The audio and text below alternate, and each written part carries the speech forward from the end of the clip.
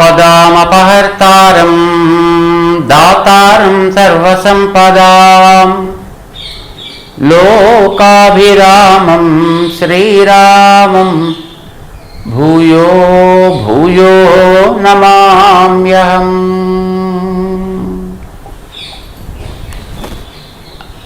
జై శ్రీమన్నారాయణ. ప్రియ భగవద్బంధువులారా, భగవద్గీత మనిషికి జీవన విధానాన్ని నేర్పడానికి వచ్చినటువంటి ఉపదేశ గ్రంథం. దీన్ని థియరీ అని అంటాం. దీనికి ప్రాక్టికల్స్ మనకి శ్రీరామాయణం. అందులో ఆచరించారు. దాన్ని ఒక రికార్డుగా తయారు చేసి భగవద్గీతగా మనకి ప్రసాదించారు. వాల్మీకి దాంట్లో ఆచరణ విధానాన్నంతటిని కూడా వివరించాడు. వ్యాసుడు శ్రీకృష్ణోపదేశంగా దానిని భగవద్గీతగా భారతంలో అమర్చి ప్రసాదించాడు. రామాయణాన్ని మనం విని ఆచరించాలి. భగవద్గీతని విని తెలుసుకోవాలి. కనుక ఒకటి తెలివిని కలిగించే గ్రంథం, ఒకటి ఆచరించే విధానాన్ని మనకి అందించేటటువంటి గ్రంథం. మానవ జీవితానికి ఇవి రెండు కూడా రెండు నేత్రాలు లాంటివి. ఇవి రెండిటికి ఒకటే లక్ష్యం కావాలి. రెండు కళ్ళు ఉన్నాయి కదా అని ఈ కన్ను ఒకదాన్ని ఆ కన్ను ఒకదాన్ని చూస్తే వాడు వైద్యుని సంప్రదించాల్సి వస్తుంది. కళ్ళు రెండున్నా కనిపించే వస్తువు ఒకటే ఎట్లా కావాలో అలాగే రామాయణ భారత గ్రంథాలు రెండూ కూడా మనిషి యొక్క జీవన విధానాన్ని మనకి చక్కగా శాసించి ఇచ్చేటటువంటి ఒక అందమైనటువంటి వాంగ్మయము అని మనం తెలుసుకోవాలి. భగవద్గీతలో 2వ అధ్యాయంలో 14వ శ్లోకంలో స్వామి తితీక్ష గురించి చెప్పాడు. తితీక్ష అంటే సహనము అని అర్థం. సహనం మనం చేయాల్సినటువంటి పనుల్లో మనకి ఒక ఉత్సాహం కలిగేటట్టు చేస్తుంది. దానికి ఏమైనా ఒకవేళ ఇవి అవి ఎదురైనా కొన్ని ఇబ్బందులు కలిగేట్టుగా ఉన్నా అలాంటి వాటిని మనం జాగ్రత్తగా ఎట్లా సహించాలో నేర్పిస్తుంది అన్నమాట. మనకి శాస్త్రం చెబుతోంది స్మృతి గ్రంథాల్లో, న జాతు కామాత్ న భయాత్ న లోభాత్ ధర్మం త్యజేత్. ఏదో రకమైన కోరికల అధికమయ్యి బాధ్యతల్ని విస్మరించకూడదు. అయ్యో నాకు భయం వేస్తోంది అని భయపడి మన కర్తవ్యాన్ని విస్మరించకూడదు. లేదు ఏదో నా దగ్గరది ఖర్చు అయిపోతుందేమో అనేటువంటి మరొక లోభం చేత కూడా తన యొక్క కర్తవ్యాన్ని ఎప్పుడు కూడా మనిషి మానటానికి వీల్లేదు. జీవితస్యాపి హేతోహో, ప్రాణం పోయినప్పటికీ కూడా ప్రాణం పోయే సంకట స్థితి ఏర్పడ్డా తన కర్తవ్యాన్ని నుంచి మనిషి ఎప్పుడు కూడా విముఖుడు కాకూడదు. ఎందుకంటే ఈ కామమో లోభమో భయమో లేకపోతే ప్రాణాపాయ సన్నివేశమో ఇలాంటివన్నిటినీ కూడా దేహం మీద ఉండేటటువంటి ప్రేమ చేత ఈ దేహానికి ఎక్కడ క్లేశం కలుగుతుందో కనుక దేహానికి క్లేశం కలగకుండా ఉంచడం కోసం పర్వాలేదు వాటిని మనం వదిలేద్దాం అని బాధ్యతల్ని విస్మరించేటట్టు చేస్తుంది. అలా చేయకూడదు. ధర్మ పరిపాలన అనేటటువంటిది ఏ సందర్భంలోనూ కూడా నత్యజేత్, అది మానడానికి వీల్లేదు అనేది మనకి స్మృతులు ఇచ్చేటటువంటి ఒక ఆదేశం అన్నమాట. మరి అలాంటి సన్నివేశాలు ఎదురైతే దేహానికి కదా వచ్చేది. నువ్వు పాలించడం కర్తవ్యాన్ని అనేటటువంటిది కర్మ అని నీ మీద పూసుకున్నటువంటి ఆ పూత తొలగి నువ్వు మళ్ళీ ఒక ఉత్తమ స్థితి చేరడానికి ఈ శరీరం దానికి సాధనంగా నీకు వచ్చిందే తప్ప ఇది శాశ్వతంగా ఉండేది కాదు. కనుక దాని అవసరమైతే క్లేశ పెట్టైనప్పటికీ కూడా నీ బాధ్యతను నెరవేర్చాలి. కానీ దానికి క్లేశం కలిగితే మాత్రం మనం మన బాధ్యతను వదలడానికి కూడా వెనుకాడం. శ్రీకృష్ణుడు అర్జునుడికి చెప్తున్నాడు, నువ్వు ఏమైనా సరే నైనా తితిక్ష అలవాటు చేసుకోవాలి, సహనాన్ని అలవాటు చేసుకోవాలి, దాన్ని సహించి కర్తవ్యాన్ని సాగిస్తూ ముందుకి జీవితంలో పోవాలి. ఏం సాధించడానికయా? సరే ముందుకు పోతాం అనుకో, అలాగే సహిస్తావు అనుకో, శోకం తగదు అని అంటున్నావు, లేదా శోకం వస్తే సహించమని అని అంటున్నావు. ఏమిటి సహిస్తే ఏం వచ్చి పడుతుందో చెప్పు నాకు. సహనం అలవాటు చేసుకుంటా. ప్రత్యక్షంగా ఏమైనా ఫలితమా? లేదు. ప్రత్యక్షంగా ఏడుపే, లేదు బంధువులను దూరం చేసుకున్నటువంటి క్లేశాలే ఉంటాయి, శ్రమయే మిగులుతుంది. ఇది ప్రత్యక్షంగా మనకి యుద్ధం వల్ల వచ్చేటటువంటి ప్రయోజనం నష్టము, శోకము తప్ప మరొకటి ఏమి లేదు.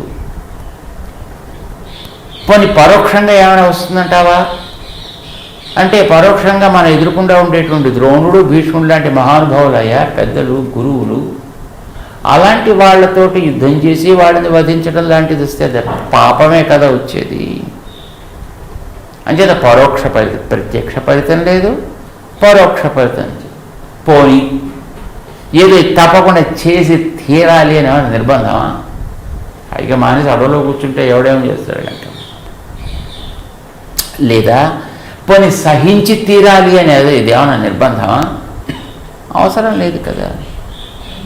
హాయిగా పోయి మేము అడవుల్లో మా మానాన్ని అడుక్కు తింటా ఉంటుంటే, మా నాన్న మేము పోతే మళ్ళీ వీళ్ళందరికీ హాయిగా వీడమానని వీడు కూడా వాళ్ళ రాజ్యాలకి పోవచ్చు కదా. యుద్ధం చేయాల్సిన అవసరమే లేదు కదా. ఎవరిమైనా వాడు సుఖంగా ఉండొచ్చు కదా, ఏ బాధలు ఉండవు కదా. సహించడం వల్ల వచ్చేటువంటి ఏమిటి ప్రత్యేకమైన ఫలితం ఏమిటి చెప్పు అని అడిగాడు అర్జునుడు. దానికి సమాధానం చెప్తున్నాడు 15వ శ్లోకంలో 2వ అధ్యాయంలో. ఇయం హి న వ్యధయంత్యేతే పురుషం పురుషర్షభ సమదుఃఖ సుఖం ధీరం సోమృతత్వాయ కల్పతే. ఎవడైతే ఈ సహనాన్ని అలవాటు చేసుకుంటాడో, సహనం అనేది ఎక్కడ కలగాల్సిందికని, సహనాన్ని అలవాటు చేసుకున్న వాడికి అమృతత్వాయ కల్పతే, వాడికి అమృతత్వం వస్తుంది అంటే వాడికి శాశ్వతమైనటువంటి ఫలితం వస్తుంది అని అంటాడు. ఇది సహనం అనేది ఎక్కడ ఏర్పడాల్సింది? శరీరంలో ఏర్పడాలా, మనస్సులో ఏర్పడాలా? ఓర్మి అనేది మనస్సులో ఏర్పడాల్సింది. అది శరీరంలో స్పందనలు ఉండి తీరుతాయి. ఇప్పుడు గతంలో 14వ శ్లోకంలో మాత్రాస్పర్శలు ఏదో సుఖ దుఃఖాలని, శీతోష్ణాలను అని కలిగిస్తుంటాయి అన్నాడే. కలిగించినప్పటికీ కూడా దాన్ని తట్టుకోవాలి, అలా కదలకుండా స్పందించకుండా ఉండాలి అంటే అలా కుదురుతుందా? ఇప్పుడు ఎవరైనా వేడిగా ఉండే వస్తువుని తాకేయండి అంటుందా అందా? ఆ రకమైనటువంటి రియాక్షన్ వస్తుందా రాదా? చల్లగా ఉండే డీప్ ఫ్రీజర్లో నుంచి పట్టుకొచ్చి ఐస్ పెట్టారు అక్కడికి, ముట్టుకున్నాడు వీడు, అది ఏమిటో అనుకుని. కాలుతుందా కావుదా? అది అంటుందా అందా? ఐస్ నెత్తి మీద పెట్టినా వాడికి ఏం కనిపించేది తెలియలేదు, నిప్పులు నెత్తి మీద పోసినా వాడికి ఏం తెలియదు, వాడు బతుకున్నాడు అని అర్థం. వాడు అసలు బతుకున్నవాడే కదా, వాడు పోయినవాడు. వాడు బాడీస్ని తీసుకెళ్ళి పెడతారు చూడండి ఐస్ బాక్సుల్లో, ఏమీ తెలియదు వాడికి. ఆ తర్వాత దహన సంస్కారం చేసేది తీసుకెళ్ళి నిప్పుల్లో పెడతారు, ఏమి స్పందించేవాడు. అబ్బా ఏమి సహనం అండి వాడికి అని మనం శ్లాఘిస్తామా వాడిని? అంటే వాడు లేడు అని అర్థం అండి, వాడు పోయినోడు అని అర్థం. మరి ఏమైనా నువ్వు నన్ను ఏం కమ్మంటున్నావు ఇంతకేని? తితిక్షస్వ అంటున్నావు. ఆ స్థితిలోకి వెళ్ళామా అని చెప్పేది కాదు. నిప్పుని తాకితే కారడం, ఆ అండం, చల్లదనాన్ని తాగితే అబ్బా అండం, ఇది శరీరంలో కలిగేటటువంటి మార్పులే తప్ప నువ్వు మారద్దు. ఇది కృష్ణుడు చెప్పేది. నువ్వంటే జీవుడు, జీవుడికి కర్తవ్యం ఉంది. కర్తవ్యం ఇంద్రియాలతోటి దేహం ద్వారా చేయాలి, అది మారడానికి దాన్ని ఆచరించి తీరాల్సిందే అని అంటున్నాడు. ఏమిటి ఉద్ధరించినట్టుగా ఆచరించి ఏమిటి వస్తుంది? ఉన్న సుఖం కాస్త పోగొట్టుకుని. ఇది అర్జునుడి యొక్క ప్రశ్న. ఏవైనా యుద్ధం మానేద్దామనే వీడి ప్రయత్నం, ఎలాగైనా తన బాధ్యత నుంచి వెనక్కి పోవాలనేటువంటి తపన అర్జునుడిలో బాగా గూడు కట్టుకుందేమో. ఏందయ్యా నాకు వచ్చే లాభమో అని అడుగుతున్నాడు. దానికి స్వామి సమాధానం చెప్తున్నాడు. ఎవడు సహనాన్ని అలవరుచుకుంటాడో వాడు అమృతత్వాన్ని పొందును. ఇది నిర్ధారణ చేస్తున్నాడు ఆయన. సహనశీలుడికి అమృతత్వం ప్రాప్తించును. ఎప్పుడు? సమదుఃఖ సుఖం ధీరం. దుఃఖాన్ని సుఖాన్ని సమంగా ఎవడు భావిస్తాడో, దేన్నైనా తను స్వాగతిస్తాడో వాడికి అమృతత్వం తప్పకుండా లభించి తీరుతుంది. ఇది స్వామి చెప్తున్నాడు. అంటే దేన్నైనా ఒక పని చేసేటప్పుడు దానివల్ల కలిగే సుఖం మీద వాడికి రుచి ఉన్నప్పుడే అది దూరం అయితే వీడికి దుఃఖం వస్తుంది. ఇప్పుడు ఒక వ్యక్తిని ఒక ఆఫీస్ వాడు ఒక పని మీద ఒక ఊరికి డిప్యూట్ చేశాడు. వీడు వెళ్ళింది దేనికా ఊరికి?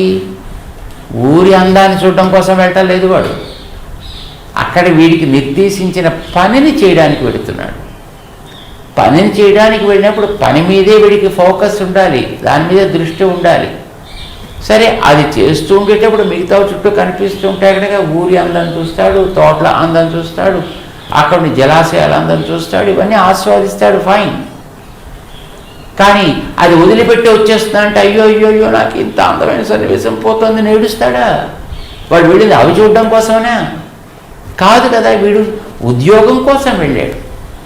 చేత ఔద్యోగికము తన యొక్క ఆ గమనము అనే దృష్టి వాడికి ఉండేటప్పుడు ఆ మిగతా ఉండే సీన్ తాత్కాలికంగా ఉన్నంత వరకు వాడిని చూస్తాడు తప్ప అవి దూరం అవుతున్నాయని మళ్ళీ వాడు ఏడవలసిన అవసరం రావట్లేదు కదా. ఉద్యోగాలు చేసేవాడంతా అట్లా కదే చేస్తున్నారు. అందుచేత నీకు అక్కడ ఉండే వాటి మీద కాదు దృష్టి, నువ్వు ఎందుకు వెళ్ళావో దాని మీద దృష్టి కావాలి. నీకు దేహం వచ్చింది కర్మ అనుభవం కోసం వచ్చింది, ధర్మ ఆచరణ కోసం వచ్చింది. ధర్మాచరణ నీకు ప్రధానం తప్ప దాని యొక్క బంధుత్వాలు వాటి వల్ల వచ్చేటువంటి సుఖ దుఃఖాలు కాదు. నీకు మొట్టమొదటే వాటి మీద దృష్టి లేనప్పుడు అవి నీకు సుఖాన్ని దుఃఖాన్ని ఏడుపుని ఆనందాన్ని ఇవి కలిగించవయ్యా. నీకు ఏది ఎదురొస్తే దాన్నే నువ్వు శ్రేయస్సు అని అనుకోగలుగుతావు, సుఖాన్ని అనుభవించగలుగుతావు, దుఃఖాన్ని అనుభవించగలుగుతావు.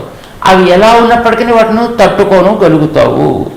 అంటే అవి దరిచేరినా దూరమైనా నువ్వు ఏ రకమైనటువంటి వికారాన్ని పొందవు, వాటిని సమదృష్టితోటి చూడగలుగుతావు.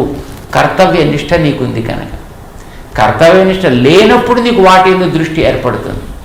నీకు కర్తవ్యం ధర్మాన్ని నిలబరించడం, ధర్మాన్ని పాటింపచేయడం, దానికి ఎదురొచ్చేటటువంటి అవరోధాలని తొలగించడం. అందుచేత దుఃఖాన్ని కూడా సుఖవంత ఆనందంగా ఎవడు అందుకోగలుగుతాడు కర్తవ్యనిష్టలో వాడు బుద్ధిమంతుడంటే. ఇప్పుడు యుద్ధానికి పెడతాను మిలిటరీలో, వాడికి దేశ రక్షణ అనేది ఒక దీక్ష కనుక వాడు చెట్లు ఎక్కిన, మంచులో పాకిన, నదుల్లో ఈదిన, వాటి వల్ల కలిగేటువంటి తాత్కాలికపు సుఖ దుఃఖాన్ని వాడు పట్టించుకోడు. దేశ రక్షణే దీక్షగా వాడు సాగిస్తాడు కనుక వాడికి ఆనందాన్ని ఇస్తుంది. వాడికి వీటిని ఏ పాకుతుంటేనో ఎక్కుతుంటేనో ఈదుతుంటేనో వాడికి ఏం దుఃఖం కలగలేదా? కలుగుతూ ఉంటుంది. కానీ వాడు దాన్ని సహిస్తున్నాడు. ఇదే ప్రార్థన చేస్తుందండి కుంతీదేవి శ్రీకృష్ణుడు. ఏమని? కష్టాలే నిన్ను జ్ఞాపకం ఉండేట్టు చేసేవైతే కృష్ణ, మాకు ఆ కష్టాలే ఎప్పుడు ఉండేటి. విపద సంతున శశ్వత్తత్ర తత్ర జగద్గురు. సుఖాలు కలగ్గానే నేను వెళ్ళొస్తాను నువ్వుంటున్నావు, కష్టాలు ఉన్నంత వరకు నువ్వు మాతో ఉండి మాకు కంటికి రెప్పలా కాపాడుకున్నావు. ఈవేళ కష్టాలు తీరిపోయే కనుక అత్త నేను వెళ్ళొస్తానని అంటున్నావు. మాకు కష్టాల సుఖాల ప్రశ్న కాదయ్యా, నీతో చేరి ఉండడమే మా గమ్యం. నీతో చేరి ఉండడానికి కష్టాలే సాధనాలైతే మా కష్టాలు ఎప్పుడు ఉండేట్టు చేయవయా. కుంతిదేవి చేస్తుంది ఈ ప్రార్థన మనకి శ్రీమద్ భాగవతంలో. అందుచేత దుఃఖాలు మీద పడ్డప్పటికీ కూడా అందుకోవడానికి సిద్ధంగా ఉండాలి. సుఖాలు వచ్చినప్పటికీ అవి శాశ్వతంగా ఉంటాయని అనుకోకుండా ఉండగలగాలి. దుఃఖాలను కూడా సుఖంగా అనుభవించాలి అని అర్థం. ఇది ఎవడైతే కర్తవ్య పాలనలో అలవర్చుకుంటాడో, దానికి తగినటువంటి తితిక్షని అభ్యాసం చేస్తాడో, అలాంటి వాడినే ధీరుడు అని అంటాం. అలాంటి వాడే అమృతత్వాన్ని పొందడానికి అర్హుడు అవుతాడు. మిగిలినటువంటి వాడికి ఈ అమృతత్వ ప్రాప్తి అనేటటువంటిది ఉండదు సుమా అని శ్రీకృష్ణుడు స్పష్టం చేస్తున్నాడు అర్జునుడికి 2వ అధ్యాయం భగవద్గీత 15వ శ్లోకంలో. సమదుఃఖ సుఖం ధీరం సోమృతత్వాయ కల్పతే అంటూ దాన్ని మరింత స్పష్టంగా తెలుసుకుంటూ ముందుకు సాగుదాం. జై శ్రీమన్నారాయణ. అనురాగానికి అమ్మ ఆదర్శం, ఆరోగ్యానికి Shri Sai homeo stores and clinic. అనుభవం, అర్హత, అంకిత భావం కల డాక్టర్లచే చికిత్స. అన్ని రకాల ఆరోగ్య సమస్యలకు నమ్మకమైన ఎంపిక Shri Sai homeo stores and clinic. Diabetes, కీళ్ల నొప్పులు, సయాటికా, వెన్నుముక సమస్యలు, థైరాయిడ్, నిద్రలేమి, మానసిక సమస్యలు, ఋతు సమస్యలు, అన్ని రకాల దీర్ఘకాలిక వ్యాధులకు ప్రత్యేక హోమియో వైద్యం. అందరికీ అందుబాటులో అంతర్జాతీయ హోమియో వైద్యం Shri Sai homeo stores and clinic. మీ ఆరోగ్య సమస్య ఏదైనా ఇప్పుడు పరిష్కారం సాధ్యం. సైడ్ ఎఫెక్ట్ లేని వైద్యంతో సంపూర్ణ ఆరోగ్యం కొరకు సంప్రదించండి Shri Sai homeo clinic and stores, Bhavani Nagar, Ambedkar Nagar road, old Alwal, Secunderabad. సంప్రదించాల్సిన ఫోన్ నంబర్స్ 9000751751 మరియు 9000422525.